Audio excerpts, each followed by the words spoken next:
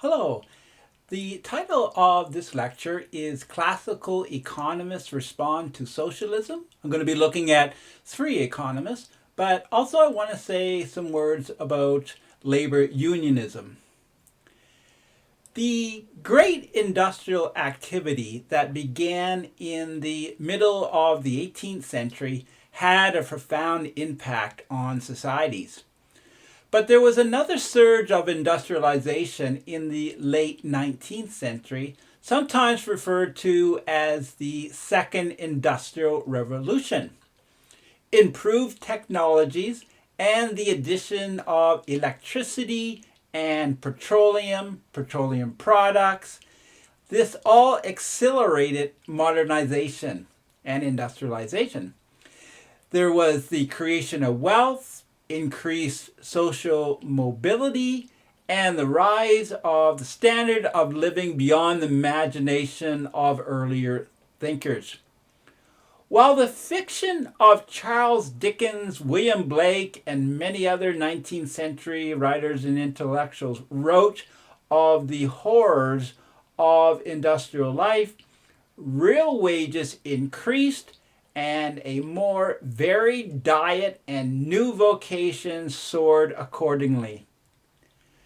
Infant mortality decreased significantly, and life expectancy rose in the 19th century. Despite the rise of the standard of living, socialist critics continued to voice opposition to industrialization and free market capitalism. Uncompromising socialists argued that capitalism meant hard lives for workers. The socialists complained of sweatshop conditions, long hours, and a lack of workplace safety. And they also promoted other ideas such as getting rid of private property and having the government, the state, take over many of the institutions of society. But the ideas of Karl Marx did not triumph. A more moderate tone of action took root in the 19th century, particularly the rise of labor unionism. And there was also a healthy response by economists believing that the problems of socialism were too serious to be ignored. The socialist ideal was powerful, but as Ludwig von Mises wrote, quote, "Socialism has not created a society which can be said to represent its ideal." In the early stage of industrialization, modern labor unions were generally illegal. They were viewed as subversive, but by the early 1820s, British labor unions were no longer considered illegal, yet they generally were not given the right to strike. Workers were not given the right to strike. Also, throughout most of the 19th century, and this only changes in the latter stage, the last 2 or 3 decades of the 19th century, labor unions were primarily limited to highly skilled workers. Unskilled workers and trades which did not require any specific skills or higher skills were not part of labor unions. The earlier unions avoided radical politics and expensive strikes. There was no acceptance, perhaps with the exception of a small minority, there was generally no acceptance of Marxist idea of revolution. And getting back to Marx's idea where workers across national borders would unite as one, and the idea of the bourgeoisie trembling. This was not taken up by workers in the 19th century. With the improving economy, union leaders concentrated on winning better wages and work conditions through collective bargaining, and they also were willing to compromise with employers. This approach helped pave the way for more power for unions in Britain, and we see this by the 1870s. British labor unions have more power. The unions won the right to strike without being held legally liable for the financial costs that would have been inflicted upon employers. After 1890, unions for unskilled workers developed. So this is all taking place in Britain.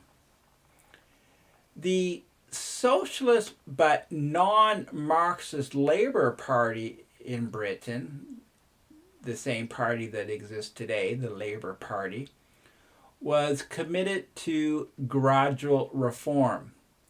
This approach was consistent with the well-established union movement. Now, a little bit more about socialist parties. After 1871 in Britain, there was rapid growth of socialist parties. But the rise of labor unions resulted, again, in moderating some of the socialist ideas. Also, what takes place as more people become interested in these socialist parties and join them, and as they gained more members, there was less attention paid to revolutionary schemes. Many socialist leaders thus began to adopt a policy of gradual change. And this strategy was based on pragmatism. Most workers were unwilling to follow radical socialist programs. Now I want to turn to Germany. Although Germany was the most industrialized and unionized country on the European continent, again we're talking the 1800s, the 19th century, it saw slow labor union growth. Unions in Germany were not granted important rights until 1869. Thus, union membership did not grow significantly. German socialists showed little interest in labor unionism. Many socialists wanted political and revolutionary action. They wanted to have this revolutionary activity, and the labor unions were, in their estimation, were too tame, not radical enough. Now, for practical reasons, much is what we saw in Britain. Some German socialists, became more interested in a moderate approach. For example, there were socialists who argued that Marx's prediction of ever greater poverty for workers, that was one of his predictions, and also that there were ever greater concentration of wealth in ever fewer hands, had proven had been proven to be not entirely accurate. So these socialists began to promote, a more reform style of ideas and tactics. Now, this did not make the other socialists happy. The more radical socialists denounced these moderates, and anyway, denounced by these radical socialists, these socialists, the moderates, believed that they should combine with other progressive forces to win gradual evolutionary gains for workers through legislation, unions, and further development. Thus, we see a split. We see a split within socialists. As union leaders continue to focus on wages, hours, and working conditions rather than on socialist doctrine, union membership did begin to rise, eventually rose. Although economies did experience recessionary and depression periods, wages, working conditions, and opportunities over the years increased, and thus socialism failed to make a serious mark. So it really didn't gain too much traction as the standard of living continued to improve. Now, I want to turn and say a few words about America. As was the case in Europe, American workers looked to labor unionism rather than socialism to advance their goals. However, labor union growth in America was modest. It was slow in Germany, and it was modest in America. In 1876, as the American economy became more prosperous, few American workers belonged to unions. One fraternal order, the Noble and Holy Order of the Knights in Labor, had been in operation since 1869, but the organization's commitment to secrecy hindered significant growth. Well, in 1879, the Knights of Labor dropped their secrecy platform, and consequently large numbers of skilled and unskilled workers joined the Knights. The Knights were notable for the inclusion of immigrant factory hands, Southern blacks, and even working class women. With the Knights of Labor, with this organization, solidarity began at the Assembly Hall. An Assembly Hall consisted of assembly room and a cooperative store. The store provided workers with daily material needs. In the assembly room, workers heard labor messages. Sometimes they even referred to them as labor sermons. In the assembly room, there was also the reading of reform papers, and also the Knights would listen and debate political and economic issues. The Knights also held balls, picnics, and parades, and that's creating a comfortable environment for working people. In 1886, there were 15,000 local assemblies in America and almost 1 million members. So the Knights of Labor had their membership had increased remarkably in the 7-year period after they getting rid of their secrecy platform. Well, that year, the year 1886, turned out to be one of radicalism. In Chicago, thousands of workers, including a group of leading socialists and anarchists, went on strike demanding an 8-hour day. Much of the work at that time had been 9 hours, possibly in some cases 10. They were looking for an 8-hour day, workday. 2 days later, a violent clash occurred between pickets and other workers at the McCormick Reaper Works. At this business, at this factory then, there was a conflict between workers, striking workers and non-striking workers. 2 unarmed workers were fatally shot, and as a result, the anarchist leader by the name of August Spies called for a protest the following day. So he wanted to have a protest in Chicago at Haymarket Square.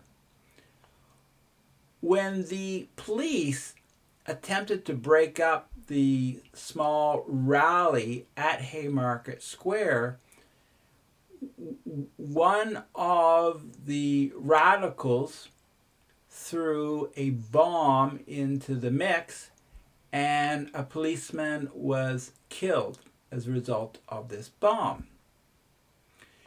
In response, police had fired, as in they shot a worker, actually killed this worker, and they also had wounded others. And one reporter described the episode as, quote, wild carnage. The Haymarket incident and killing all the policemen spurred civic leaders and the Chicago press to respond swiftly to radicalism. In other words, they condemned the violence of these protesters that resulted in the death of a policeman.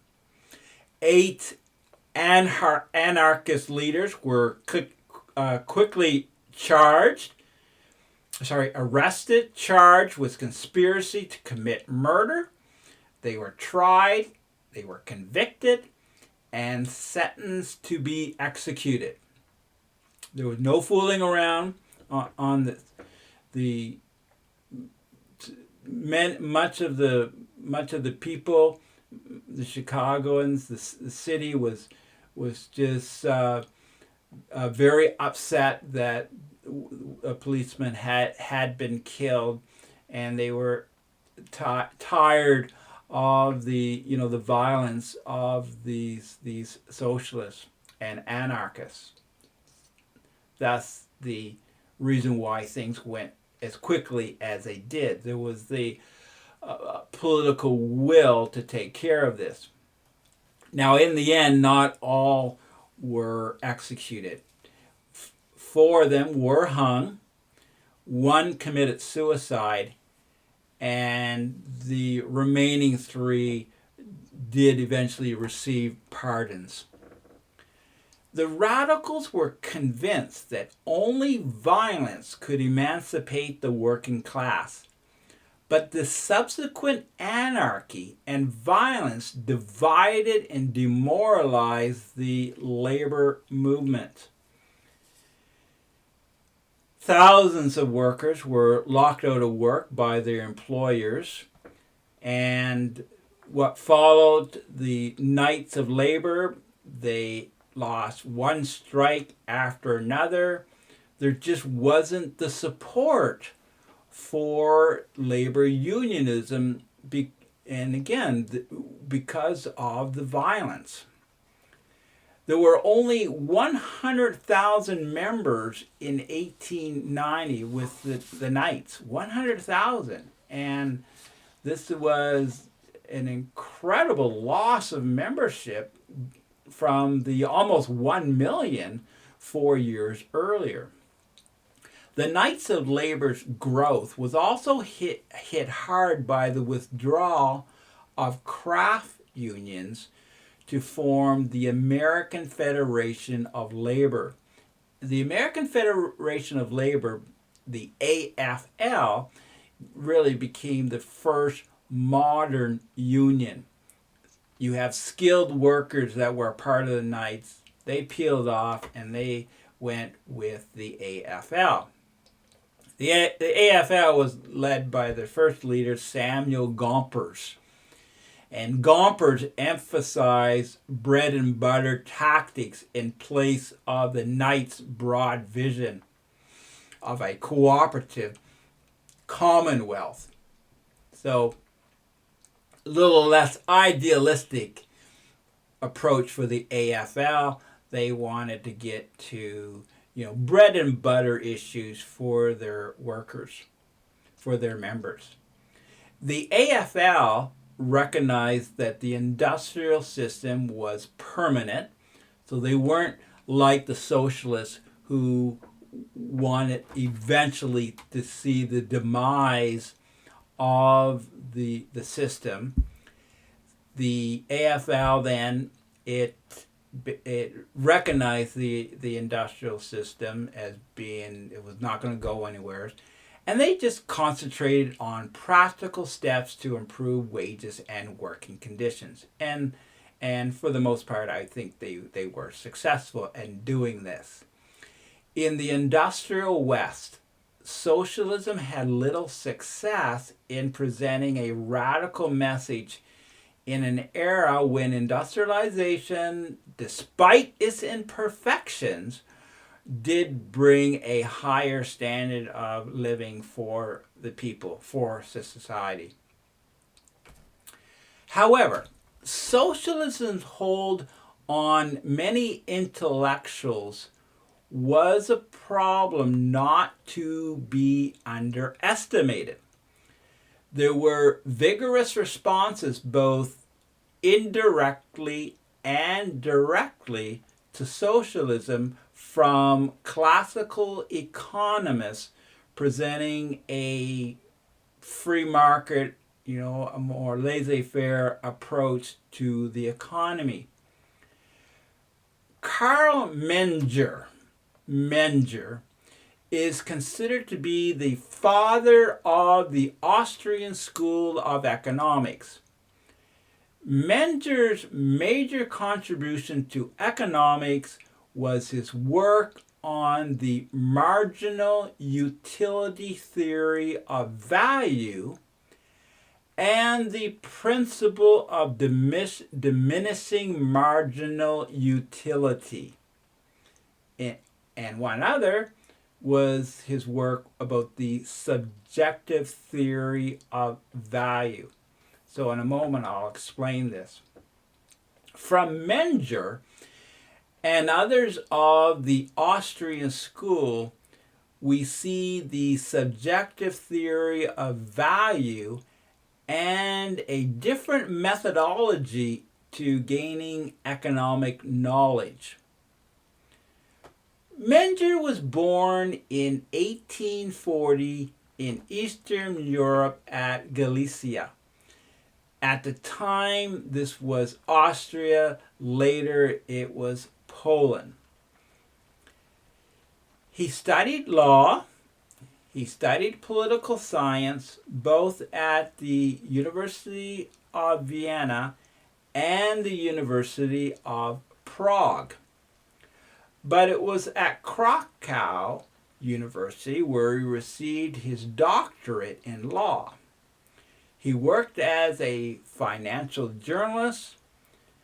The publication of his Principles of Economics in 1871 enhanced his reputation, which led to a teaching position at the University of Vienna.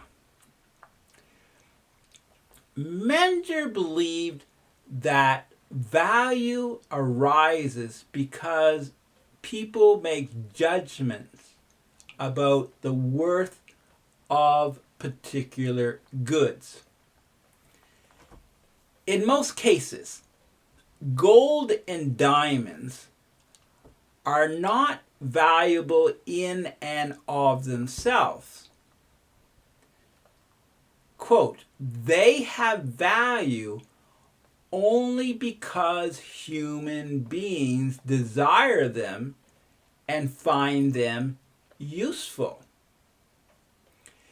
They have value because of what people think of them and how we desire them.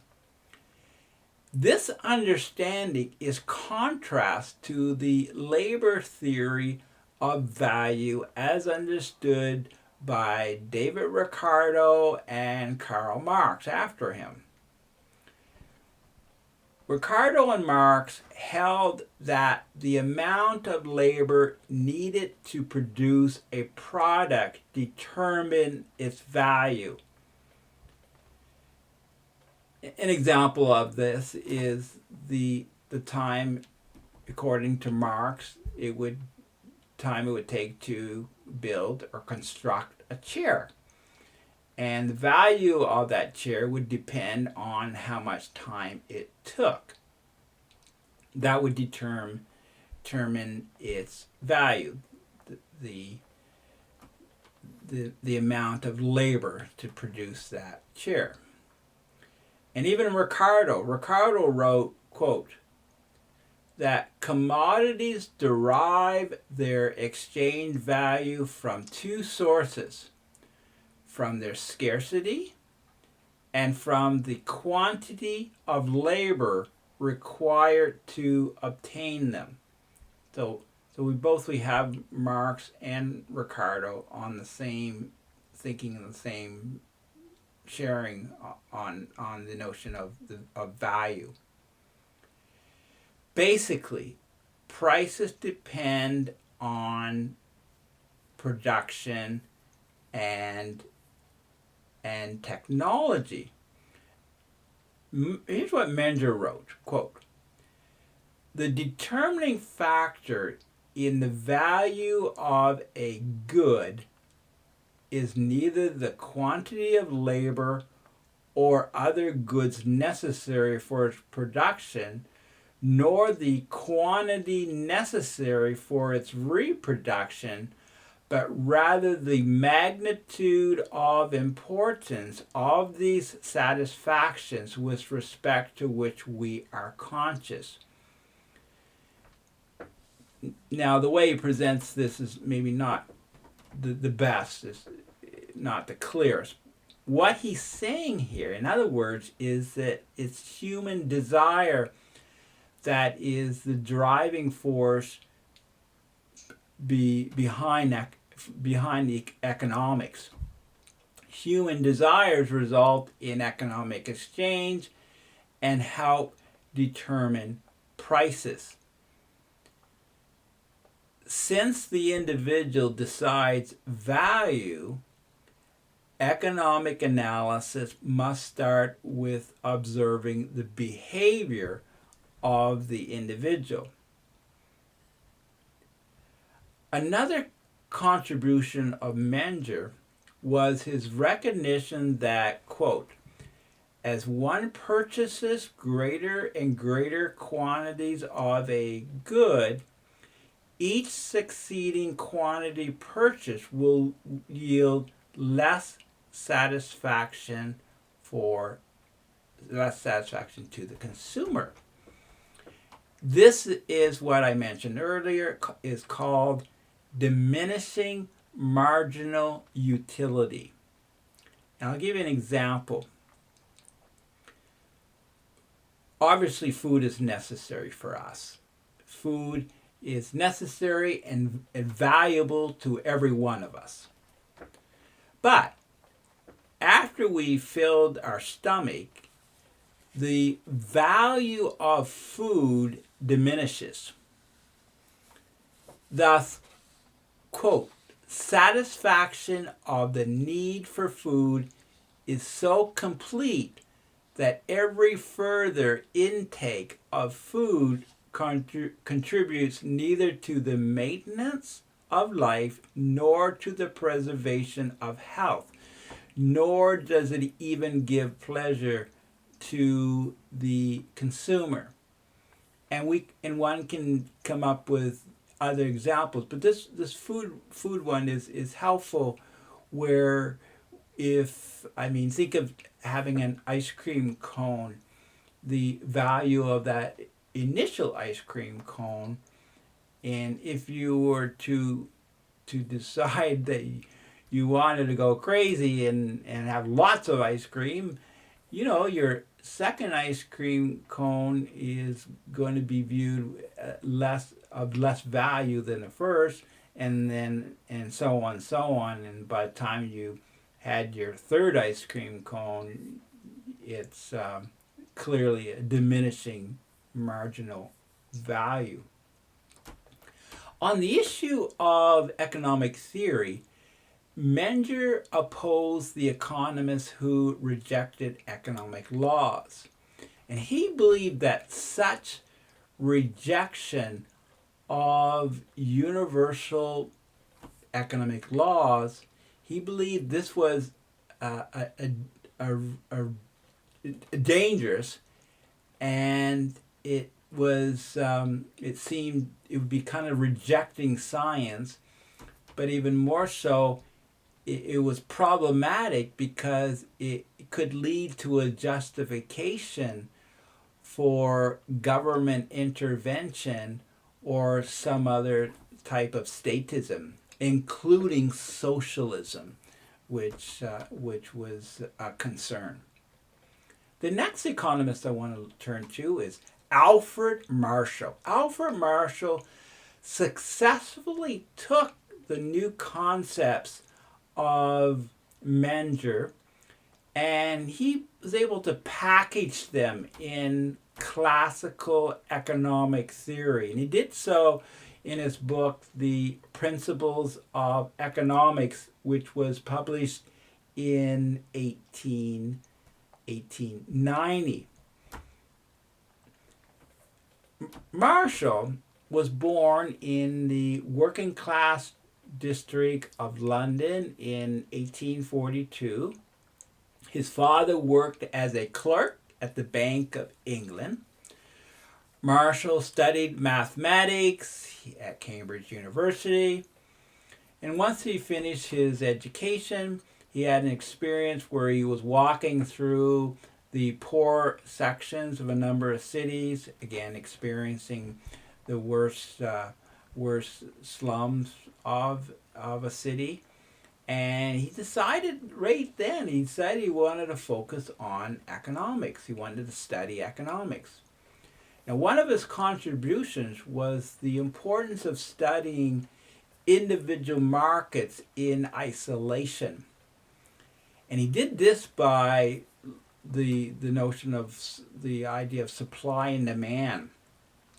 He did this by way of supply and demand analysis that said both supply and demand determines prices and production. So you have two things occurring here. You have supply, the number of products of a given commodity, the number of commodities, and you have the demand, and this is where the consumer comes in. Is that product being bought? So what he did here was take all the supply and demand component, put it on a graph, and on a graph there is the upward sloping supply curve, and then you have the downward sloping demand curve. and basically how this works, when you have the price of a product increases, businesses will produce greater quantities of that good. And we see this in entrepreneurship, where an entrepreneur will come up with an idea, and it's a very popular idea, and if it can happen, you will find other entrepreneurs will jump into that project and come up with their version of that commodity, and they want to be a part of this successful product that everyone's buying.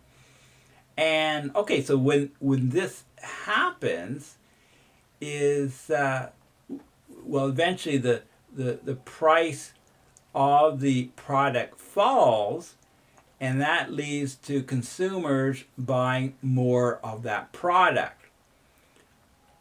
But if the product gets to a point where entrepreneurs or businesses do not feel it's worth their financial risk, then they will not pursue that.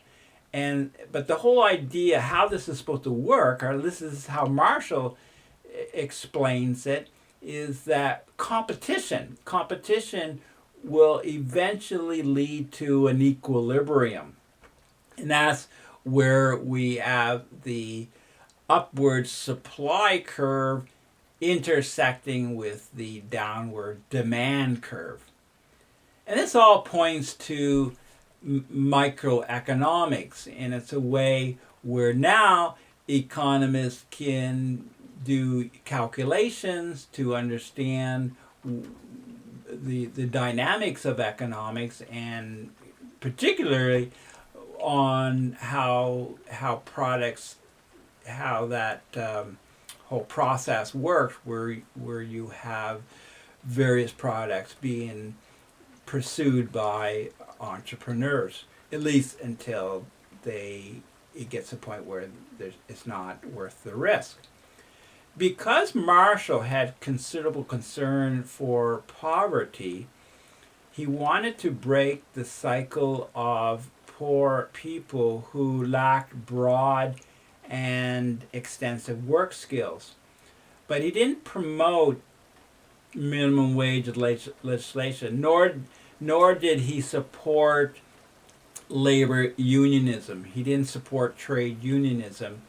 Instead, he advocated progressive taxation, and he also came up with the idea of limiting family size. He believed competent economic analysis could assist government and business to make important decisions for the benefit of society. And at the time when his book comes out, this is when we clearly see the flowering of the study of economics, where before it was kind of like the subject matter was political economy, and now it gets a little bit more sophisticated, where there's soon to be now journals specifically for articles and research on economics. The scholar who did enormous work to tear down socialist theory was Ludwig von Mises.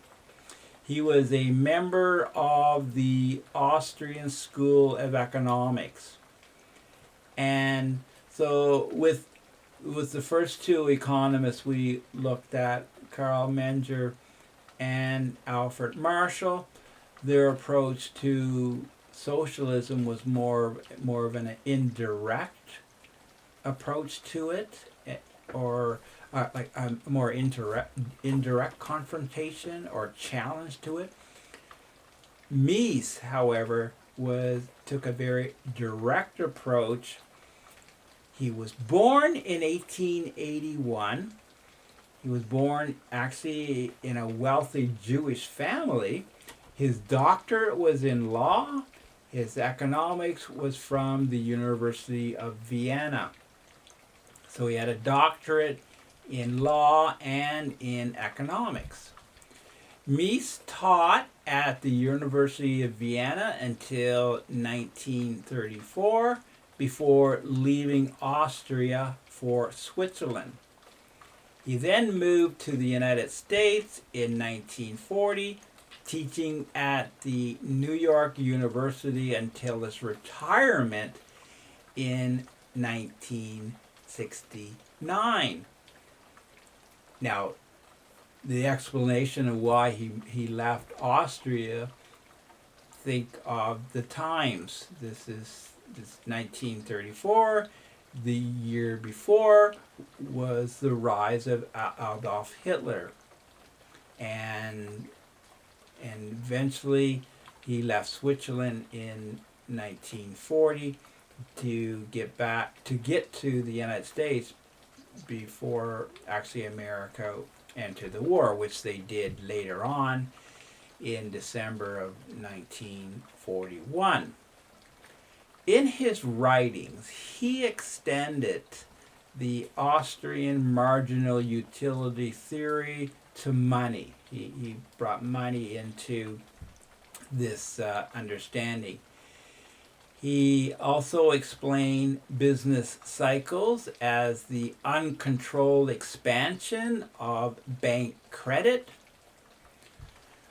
So he did a lot of important stuff. He wrote many books, or approximately a couple dozen books and articles, and very prolific.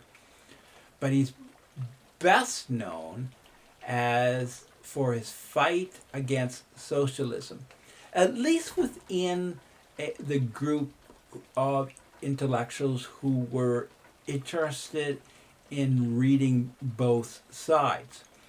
And this was not always the case. Actually, sadly, it would be the exception where a socialist intellectual took the time to study any theories that may have undermined what they believed. But Mises did amazing work on socialism. And his opposition to socialism was powerful in the sense that he influenced some really important people. The best example was Frederick Hayek.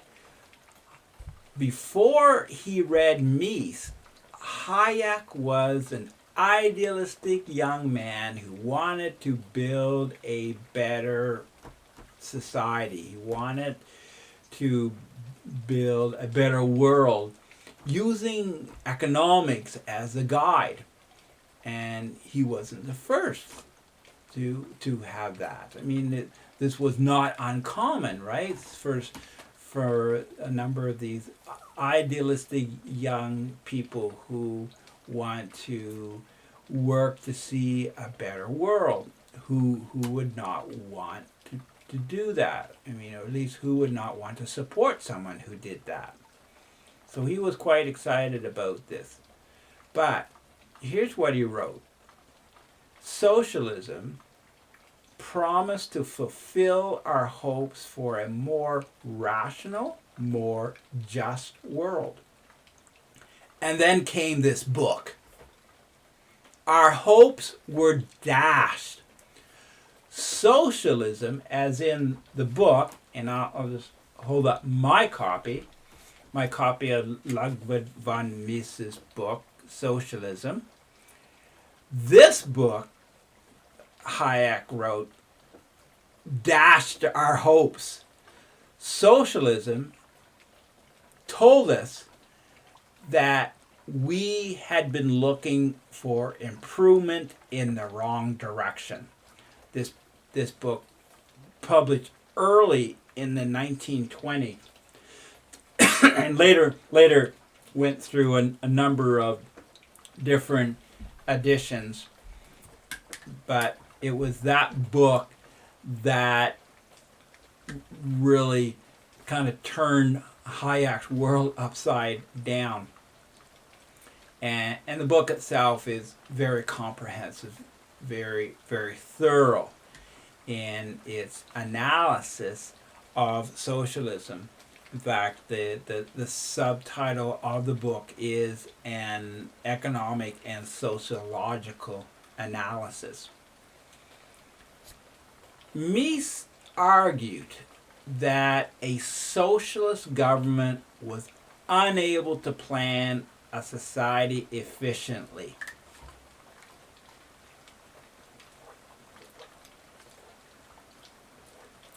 His work threatened every variety of statism. That includes communism, fascism, think of Mussolini, National Socialism, or in other words, Nazism, state interventionism, or just national planning. All of these were threatened by Mises' work. And Mises and others were the ones who, were able to present, and Hayek later were to really get at what this statism was all about. And Mussolini's Italian fascism and Hitler's National Socialism, both of those opposed capitalism. So they were very dangerous left-wing ideologies that they abhorred free market capitalism. They instead believed the state should control the economy, and if there was to be any capitalism, it had to be based on their understanding of it. So they were against free market capitalism. Well, Mises argued, according to one commentator, Mises argued with devastating logic that every political interference with the market hurts some people and makes the entire society poor. And this is actually Edmund Orpitz speaking. And I'll just continue with this quote. The way to make the nation richer and benefit everyone is to turn the market loose. Remove every obstruction that interferes with people's freedom in the marketplace, and the nation's wealth will be maximized. There is no way to upgrade the general welfare except by increasing productivity, and a free people is more productive than a politically regulated people. End of quote. Well, this is where we are with these free market economists like Mises. Mises and the Austrian school in general favored economic freedom. They favored freedom, and they looked at the behavior of people as a better way to understand wealth creation, and they correctly understood that people are more productive if they are free, and it's in they see it as their self-interest to work, as opposed to someone who is coerced and has less freedom. They are not able to match the productivity of someone who has a clear interest in the work that they are doing. In its biography of Mises, and this is from the Mises Institute. This is I want to read this very long quote, but it really captures Mises, at least in a positive assessment of Mises. Certainly, Mises had his enemies. Obviously, socialists would not agree with this, but Mises was able to demonstrate that the expansion of free markets, the division of labor, and private capital investment is the only possible path to the prosperity and flourishing of the human race. B, that socialism would be disastrous for a modern economy because the absence of private property or private ownership of land and capital goods prevents any sort of rational pricing or estimate of cost. And C, the third thing that Mises was able to demonstrate, that government intervention, in addition to hampering and crippling the market, would produce counterproductive and cumulative leading inevitably to socialism unless the entire tissue of intervention was repealed. End of quote. And this is kind of harkens to Hayek's book, right? Road to Serfdom.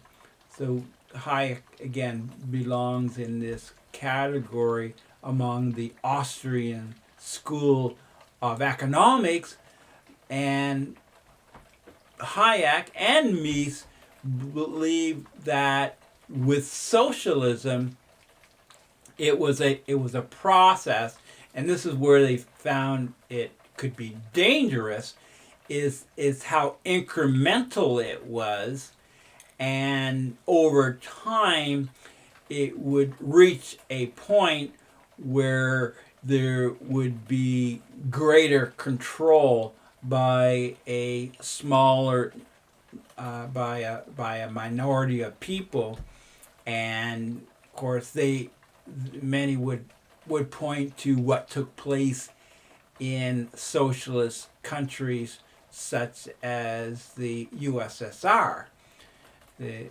Union Socialist Soviet Socialist Republic. Mises wrote that socialist society is a society of officials. I'll just repeat that. Socialist society is a society of officials. And this was a warning to those desiring genuine economic freedom. But Mises' scholarship on socialism was not mainstream. His book Socialism is over 500 pages long, and apparently probably not many people have read it. Certainly not even, I would say clearly not many people have read cover to cover, but even it probably is not incorrect to suggest that there's a lot of intellectuals who have not even read a chapter of it, even though it's has had such a profound impact on people who search to better understand socialism and seeing where Mises' arguments took them. Just see where all the chips fell. Mises also wrote, again, he's very prolific, wrote much, and there was his other work called Human Action. And here are my copies. This actually consists of four volumes, and again, very powerful literature for taking a look at analysis of socialism. This is pretty serious stuff.